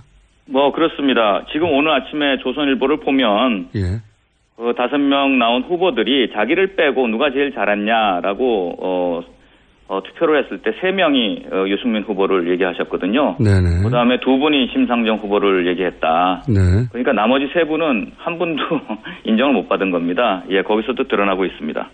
그렇군요. 특히 어떤 점에서 유승민 후보가 돋보였다고 보시는 겁니까? 인품적으로나 또 정책적으로나 또 그동안 해왔던 일관성. 사람들이 정치를 하면서 분리하면 부인도 하고 또 말을 뒤집고 하는데 유승민 후보는 자기 희생을 감수하면서도 자기의 정책적인, 정치적인 일관성을 계속 유지한 분이었습니다. 여실히 드러났죠. 뭐 저도 토론회를 본 사람으로서 유승민 후보의 토론 실력이 제대로 드러났다 이렇게 평가할 수 있긴 한데 문제는 지금 뭐 여러 가지 요인이 있겠습니다만 아무래도 이제 사표 심리 때문에 그런 것 같은데요. 네. 유승민 후보가 좋은 자질을 갖춘 후보인 건 틀림없는데 이번 대선에서는 어렵겠다라고 판단하는 게 현재까지의 민심이고 그게 여론조사 수치로 드러나고 있는데 이걸 어떻게 극복합니까? 어제 TV 토론 본 다음에 저기 전라도 광주에 있는 분이 연락을 문자를 주셔가지고 하신 말씀이 네. 그동안은 그렇게 안 봤는데 어제 TV 토론을 보고 내가 당신을 뽑겠다. 사표가 되더라도 뽑겠다. 이게 뭐냐면 지금 우리 김총수께서 말씀하신 사표 심리가 이제 없어지고 어제 토론을 통해서 많은 분들이 누가 이 어려운 위기의 대한민국을 이끌어갈 지도자인가 적임자인가 하는 것을 점점 알게 되고 있습니다. 그런 생각을 하시는 분들이 많이 늘어나고 있고요. 그런데 그런 문자 몇 통 왔습니까 어제? 뭐 수도 없이 댓글로 많이 들어오고 페이스북에 있는데 많이 들어와서 다 세보지 못하는데요. 그 얘기가 제가 기억이 나서 하나 말씀드린 거고 수도 없습니다. 앞으로 저는 수는 셀 수 있지 않습니까 사실 문자로 왔으면 아니 페이스북도 있고 인스타도 있고 알겠습니다. 네. 트윗도 있고 그런 분위기가 있었다. 있었다는 거고 이 자리에서 제가 제안을 하고 싶은 거는 방송사에 짧은 시간에 대통령을 뽑아야 되니까 교섭단체 4명의 후보를 두 사람씩 붙이는 거면 6번이면 되거든요. 그래서 국민들한테 정말 누가 능력을 가진 그런 지도자인지 믿을 수 있는 지도자인지를 정말 알게 하는 그런 정말 기회를 줘서 정말 올바른 대통령을 뽑는 자리를 좀 해주시기를 부탁드립니다. 충분한 시간을 주고 1대1 토론을 각 후보끼리 붙도록 하자 이런 제안이시네요. 그렇죠. 4명에서 2분씩 뽑으면 6번이면 되거든요. 그러면 충분히 가능한 거죠. 유승민 후보 캠프에서 어제 토론을 본 이후에 저 후보가 생각보다 훨씬 약하다라고 지목하는 후보가 있습니까? 가장 약한 후보는 홍준표 후보입니다. 홍준표 후보도 홍준표 후보 지지자들 입장에서는 큰 실수 없이 방어한 거 아닌가요? 근데 홍준표 후보는요, 그동안 자기를 문재인 후보만 붙여주면 10분 안에 KO를 시키겠다고 얘기하셨는데요. 많은 분들이 뭐 기자들도 그렇고 언론을 보면 오히려 KO를 시킨 게 아니라 10분 안에 나중에 나가 떨어졌다 이렇게 표현을 하고 있고요. 특히 어저께 제가 굉장히 실망했던 거는 세탁기 발언인데 뭐라 그럴까요? 5천만 국민을 세탁기에 놓고 돌린다 그랬습니다. 그래서 우리 유승민 후보가 세탁기에 들어갈 사람은 홍준표 후보 당신 아니냐 이렇게 질문했을 때 본인은 이미 들어갔다 왔다라고 표현하셨거든요. 형사 피고인으로 취급받는 그분이 들어갔다 온 세탁기인데 그거를 갖다가 모든 국민을 형사 피고인 취급하면서 세탁기 놓고 돌리겠다 하는 그 발상, 그건 촌철살인이 아니라 국민 인격살인이라고 저는 생각을 했습니다. 정말 놀랐습니다. 알겠습니다. 짧은 시간 내에 여러 후보를 동시 상대해야 되기 때문에 공략 대상이라고 할까요? 일단 저 후보의 지지층은 내가 뺏어와야 되겠다거나 저 후보는 반드시 제압해야 되겠다거나 이런 뭐 전략이 있을 수 있지 않습니까? 지금 안철수 후보가 온탕 냉탕을 왔다 갔다 하면서 보수표를 좀 잠식해 갔습니다. 지금 그것 때문에 유승민 후보가 지금 그동안 고전을 한 건데 어제 보니까 안철수 후보가 아직 좀 준비가 덜 된 것 같고요. 특정 분야에만 좀 집중된 좁은 시야를 가지고 있더라고요. 그래서 지금 안철수 후보한테 간 표가 이런 토론회를 거치면서 누가 보수 적통인지 누가 보수를 대변할 수 있는지 누가 온건한 합리적인 중도 보수를 적임자인지 그게 드러나면 안철수 후보한테 간 표는 다 돌아올 거라고 봅니다. 지금 바람이 그동안 많이 불었는데 반기문에서 황교안, 황교안에서 안희정, 안희정에서 안철수 후보한테 갔는데요. 이제 마지막 바람은 안철수 후보에서 유승민으로 올 것이다. 그렇게 저는 확신합니다.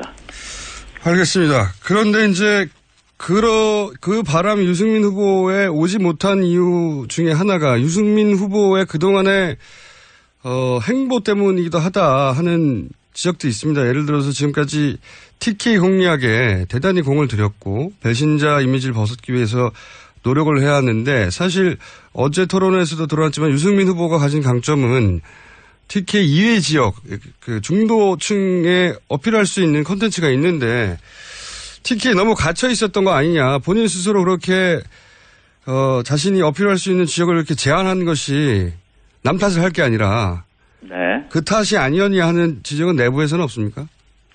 지금 우리 김총수께서 조금 오해를 하신 건데요. 유승민 후보가 TK 공략에 집중한 것이 아니고요. TK가 정치적인 고향이고 본인의 실제 사는 고향 아니겠습니까? 그 고향의 마음을 다친 지역민에 대해서 이해와 설득을 시키고 또 마음속으로 나오는 감사와 위로를 하기 위해서 다닌 겁니다. 그게 표의 공략이라기보다는 그런 마음으로 다닌 것이고 이제부터는 훨씬 지금 말씀하신 그 표가 많은 중도의 표가 많은 수도권 앞으로 그런 곳으로 집중할 것입니다. 그동안은 그 TK에 집중했다는 사실 자체는 인정하시는 거죠? 예, 그건 이제 표를 구하러 갔기보다는 거의 제일 험지거든요, 지금 배신자 프레임에 갇혀서. 그래서 가장 먼저 가서 여러분들의 마음이 이렇게 아픈 거 내가 이해합니다.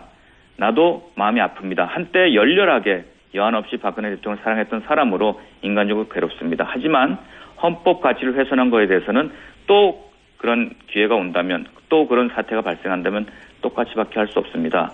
그럴 때 많은 분들이 정말 당신 옳았다, 지지해주겠다, 그 길을 꺾지 마라 이렇게 얘기 좀 많았거든요. 하지만 아직 마음이 섭섭한 분들이 많이 있는 거죠.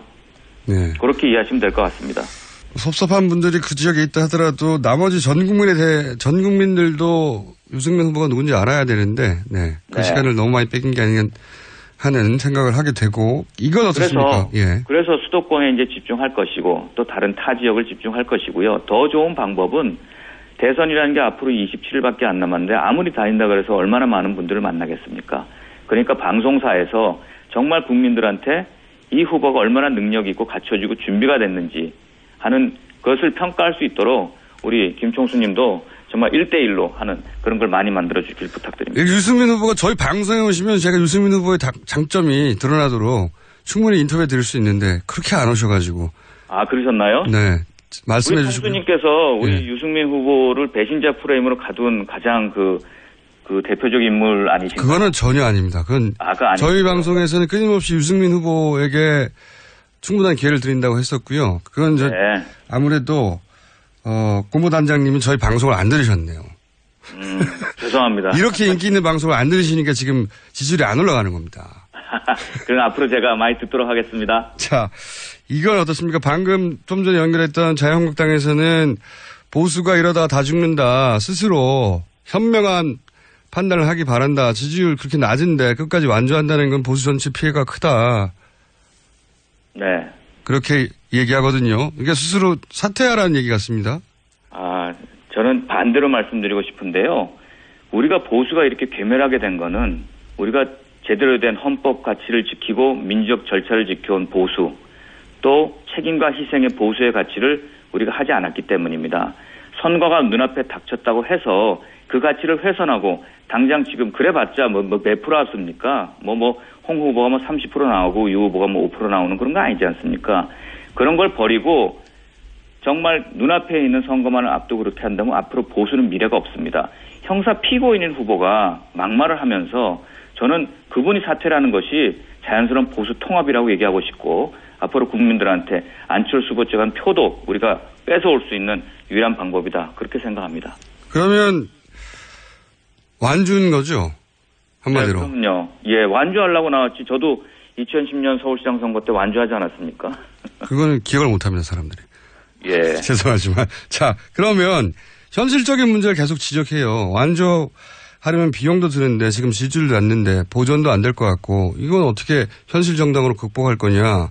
이런 얘기 자꾸 저만 하는 게 아니라 기자들이 지적합니다. 현실 정치니까요. 네. 이 문제는 어떻게 극복하죠?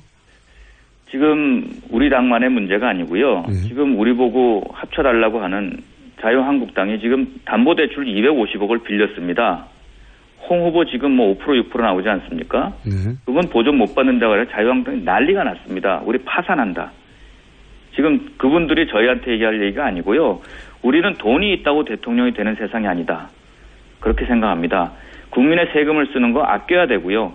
있는 만큼 어떻게 선거 캠페인 혁명을 이뤄서 국민들한테 미래의 선거를 보여주는 그런 방식으로 우리는 어필할 거고요. 후보의 능력과 맑고 정직한 힘을 보이는 그런 방식을 우리는 고민하고 있습니다. 알겠습니다. 오늘 말씀 여기까지 듣겠고요. 네. 다음 주부터는 저희가 이제 후보 등록도 되는 만큼 1원칙은 스튜디오에서 그게 안 되면 동시 연결 이렇게 하겠습니다. 네. 네. 그리고 아까 제가 처음에 제안드린 그때 우리 총수님하고의 맞짱 토론을 한번 꼭 나중에라도 기회를 주시기 바랍니다. 대선이 다 끝난 다음에 얘기합시다. 네. 네. 감사합니다. 오늘 말씀 감사합니다. 네. 만나서 반갑습니다. 네. 지금까지 바른정당의 지상욱 공보단장이었습니다. 노회찬 후보 단독 코너가 저희가 있기 때문에 정의당은 오늘 연결하지 않았습니다. 섭섭해하지 마시고요. 다음 주부터는 골고루 꼭 배분하겠습니다. 성남 신흥역 롯데시네마타워를 분양합니다. 포스코 ICT의 책임 준공. 롯데시네마 9개관 입점이 확정된 복합 엔터테인먼트 쇼핑몰. 지하철 8호선 신흥역과 지하로 연결된 직통역세권의 황금입지. 지역 내에서는 찾아보기 어려운 100% 자주식 확장형 대규모 주차시설. 분양 문의 1800-4603, 1800-4603. 성남 신흥역 롯데 시네마타워. 이미지 실컷 한번 써보고 싶다면? 고화질 이미지도 웹 디자인도 파워포인트도 동영상 클립도 모바일에도 블로그에도 게티 이미지 뱅크 국내 이미지도 글로벌 이미지도 마음껏 프리미엄 무제한 정액제 이미지 게티 이미지 뱅크 검색창에 게티 이미지 뱅크를 검색하세요. 게티 이미지 뱅크 똥은 싸고 다니냐? 미치도록 싸고 싶다. 빅동의 추억. 미궁 장사랑. 구렁이 똥 이뻤다. 장이 살아야 내 몸이 산다. 혈중 콜레스테롤 개선과 배변 활동에 도움을 주는 건강기능식품입니다. 빅동의 추억 미궁 장사랑. 지금 검색창에 미궁 장사랑을 검색하세요.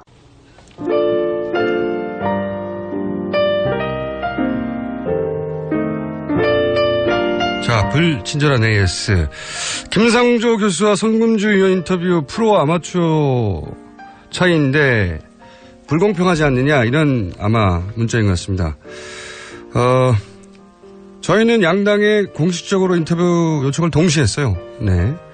출연 패널은 각 캠프에서 정한 겁니다. 저희가 정한 게 아니고. 그리고 이쪽에서는 특정 분야 전문가가 있는데 상대방의 비전문가라서 공평하지 않다. 말씀드렸다시피 양쪽 독시 섭외고요. 이쪽에서 전문가가 있는데 저쪽에서 해당 분야 전문가가 없다. 그럼 그 자체가 그 당의 실력이다. 이런 얘기를 해야 됩니다. 그렇지 않습니까? 네. 그리고 또 한 가지. 그것까지 저희가 보완해 드릴 수는 없고요. 그래서 한쪽에 전문가가 없다고 사안을 다루지 않으면 그게 오히려 전문가가 있는 쪽에 불이익을 우리가 거꾸로 주는 게 되겠죠. 네, 그걸 맞추는 건 각 당이 할 일인 것 같습니다.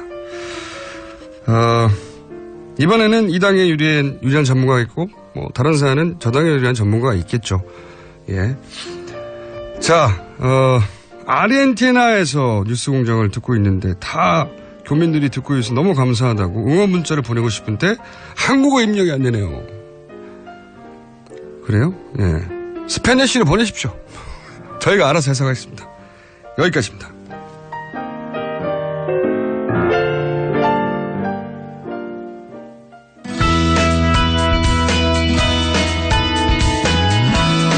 이제 대선이 한 달도 남지 않았습니다. 프랑스 역시 대선이 얼마 남지 않았는데요.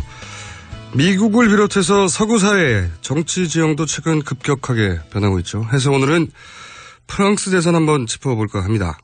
프랑스의 대표적인 신문이죠. 르몽드지의 아시아 특파원 메스메르 필립 씨 모셨습니다. 안녕하세요. 안녕하세요. 저기까지가 한국말의 전문인 것으로 저는 알고 있습니다. 자, 우선 자기소개부터 좀 부탁드립니다. 제 이름은 필립 메스메르고요. 한 15년 전부터 아시아 특파원으로 있습니다. 그래서 일본하고 한국 담당하고 있고요.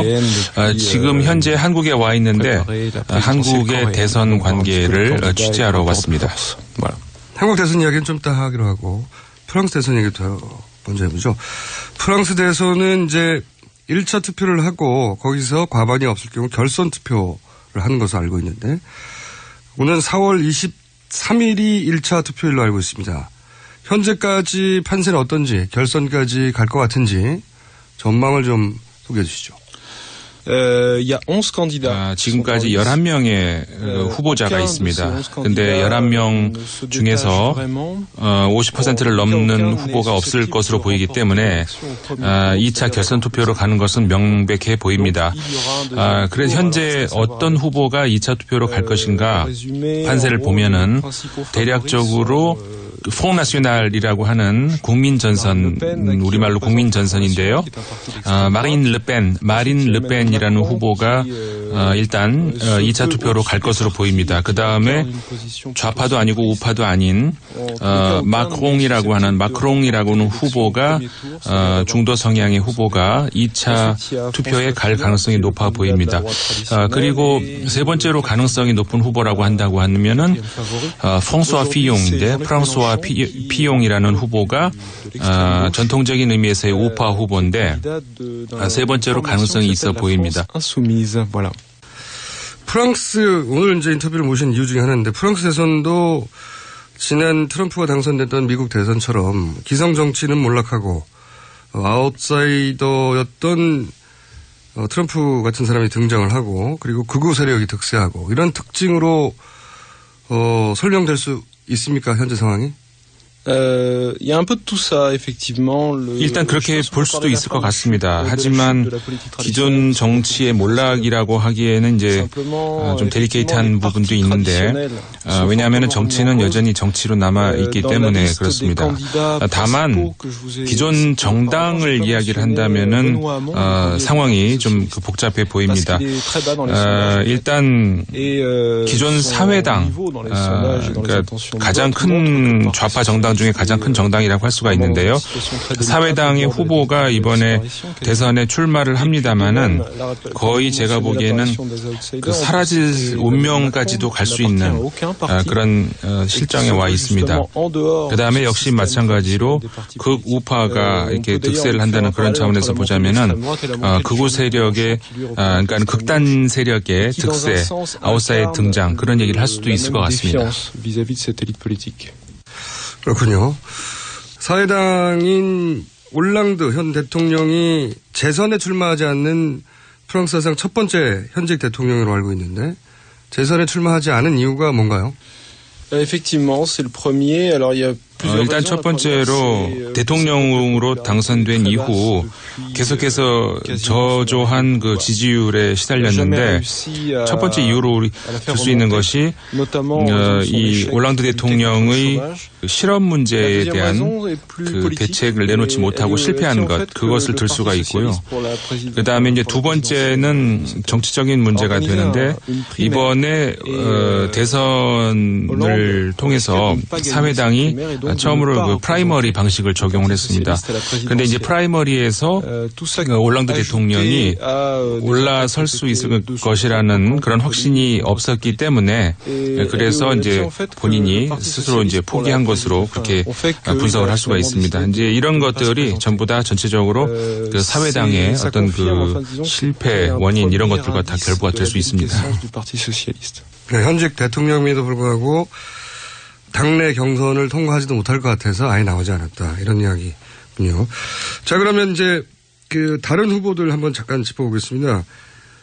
극우 정당이고 오래된 극우 정당이죠. 국민전선. 유럽에서도 가장 유명한 극우 정당인데 국민전선은 이제 아버지 르펜 때부터 지속됐고 지금은 이제 딸 마린 르펜이 이끌고 있는데 지지율이 거의 1위, 2위를 달리고 있는 극우 정치인 중에서 서구사회 주요 국가 중에서 가장 높은 지지율을 보이는 극우 정당의 리더인데 당선 가능성은 어느 정도라고 보십니까?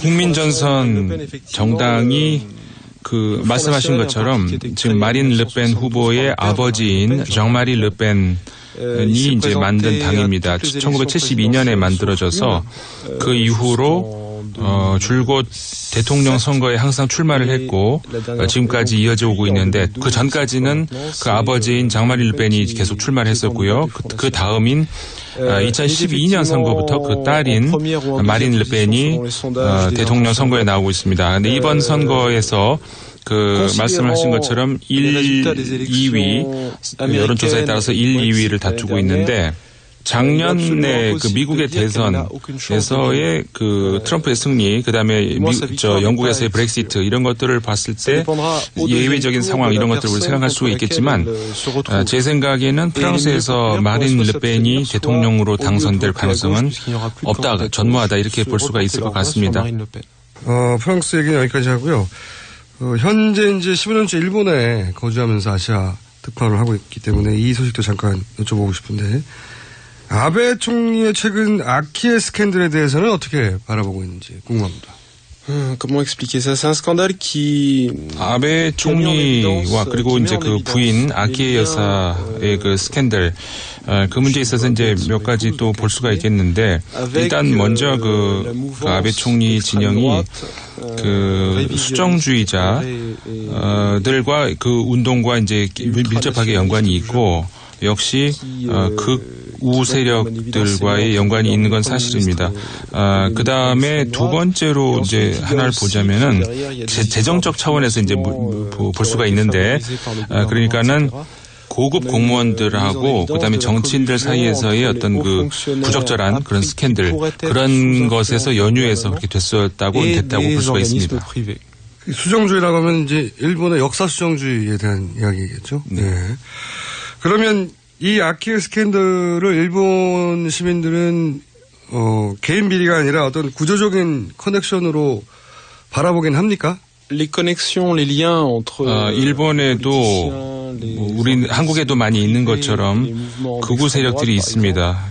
많이 있는데 특히 이번에 그 아베 총리와 관련해서 어떤 이런 스캔들 이런 것들을 봤을 때 일본의 그 호텔 체인이 있는데 아파 호텔이라고 하는 여기에 그 회장이 그 위안부 문제라든가 이런 문제에 있어서 굉장히 그 부적절한 그런 발언들을 하고 있는 그런 게 있는데 그러니까는 이 사람하고 그 아베 총리하고도 굉장히 이제 가까운 그런 이제 관계로 이제 알려져 있습니다.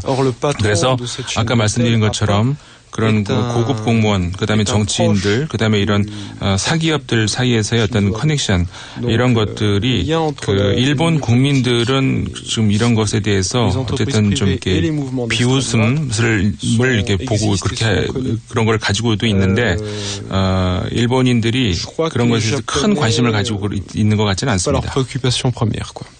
전반적으로 비웃는 분위기긴 한데 이게 큰 관심까지는 없는 걸로 보여진다.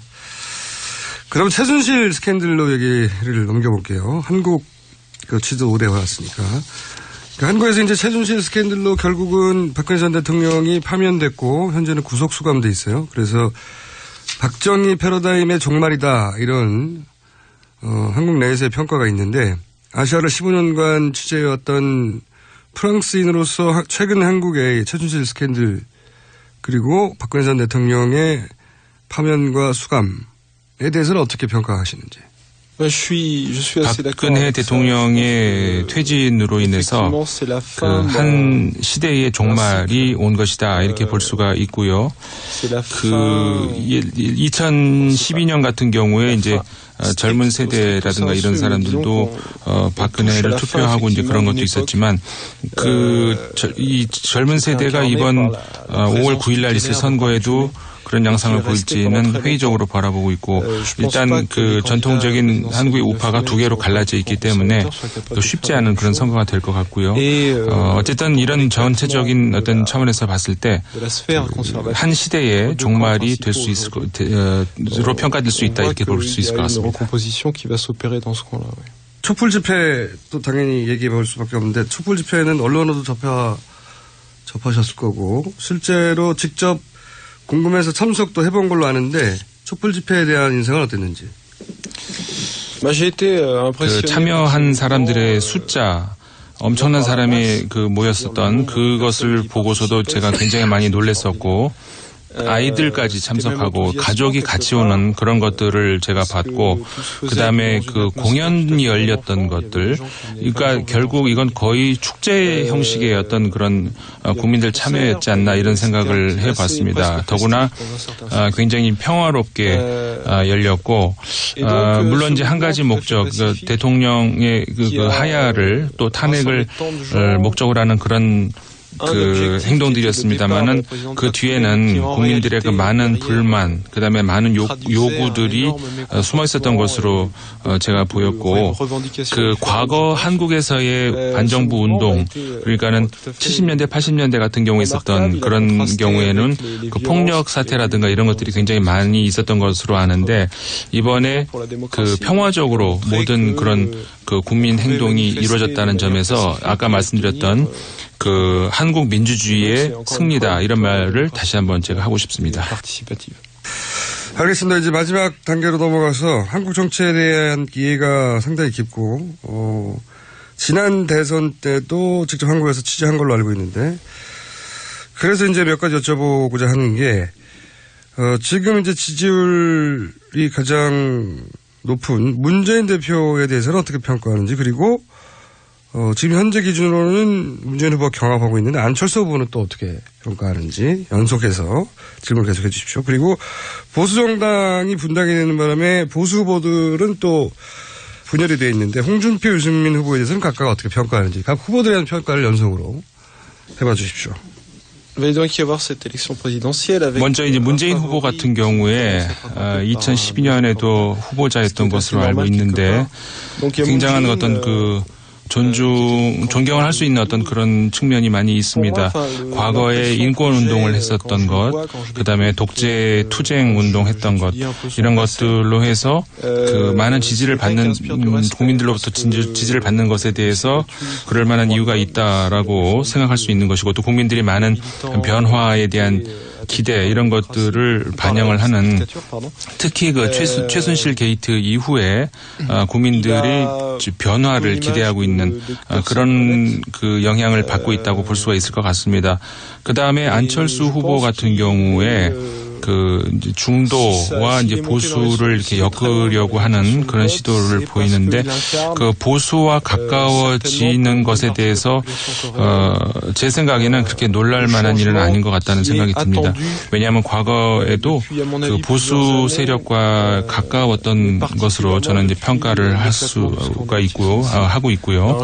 그 장점이라고 한다면은 기존 시스템에 젖어 있는 그런 정치인이라고 볼 수가 없고 새롭게 등장한 인물이라는 점에서 굉장히 높은 점수를 매길 수 있는 것으로 이렇게 생각이 되는데 안철수 후보의 정치적 프로그램에 있어서는 분명한 점은 잘 없는 것 같아서 좀 그 점은 제가 잘 모르겠습니다. 그다음에 홍준표 후보 같은 경우에 그 우파 중에서도 이제 극단적인 우파로 보이는데 법조인으로서의 홍준표의 그 과거 역할, 그다음에 그 업적 이런 거는 제가 잘 모르겠습니다만은 정치인으로서는 상당히 극단적인 그런 모습을 많이 보이는 것 같고요. 그다음에 유승민 후보 같은 경우도 그 과거에 그 박근혜 대통령하고 가까웠던 인물로 보이는데 과연 새로운 시대를 열 수 있을 그런 인물이 되는지 그것에 대해서 좀 의아하게 생각을 합니다.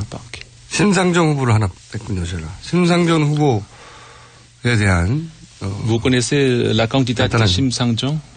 Mais pas très bien, non? 잘 모른다고. 어떻게 하면 좋아요? 죄송합니다, 심상정 후보님. 자, 주요한 후보들에 대해서 한번 여쭤봤고, 마지막으로 한국 정치를 오래 관찰해온 프랑스인으로서 이번 대선에 임하는 한국 유권자들에게 하고 싶은 말이 혹시 있다면 관찰자로서 오랜 말씀 부탁드립니다. 제가 우리 한국 국민 여러분들한테 충고를 할 수 있는 입장이 되나 그거는 제가 잘 모르겠습니다. 네, 그냥 몇 가지 이야기를 한다면은 우선 투표를 하러 가셔야 됩니다. 투표를 해야 되고 왜냐하면은 이제 이번 선거 같은 경우도 굉장히 중요하고 미래를 결정할 수 있는 지금까지 벌어졌던 일들이 어떤 일들인지 이런 것을 봤을 때. 그 다음에 이게 이제 이 단절을 이야기해야 되는데 이 단절에서 우리가 어떻게 갈 것인가, 앞으로 나갈 것인가, 뒤로 돌아갈 것인가 이것을 결정하게 될 굉장히 중요한 순간인 것 같습니다. 다시 말하면 한국이 새 봄을 한국의 정치가 한국의 민주주의가 새 봄을 맞을 것인가 그렇지 않고 다시 뒤로 돌아갈 것인가 다시 보수로 회귀할 것인가 이것은 국민 여러분들의 어떤 그 선거에 임하는 그런 자세에 달려있다고 볼 수 있을 것 같습니다. 네, 감사합니다. 사실 프랑스 정치가 지금 한국 정치를 걱정할 때가 아니긴 하죠. 네. 거기도 상황이 급하기 때문에 대선 끝나면 한 번 더 만나기로 하고 네, 지금까지 15년간 아시아 르몽드 프랑스 르몽드주의 아시아 특파원으로 있었던 메스메르 필립 씨였고 통역에는 르몽드 디플로마티크의 임상훈 의원이었습니다. 감사합니다. 감사합니다. 지금까지 김어준이었습니다. 다음 주부터 공식적으로 후보가 등록되니까 더 치열한 방송 기대해 주십시오. 안녕.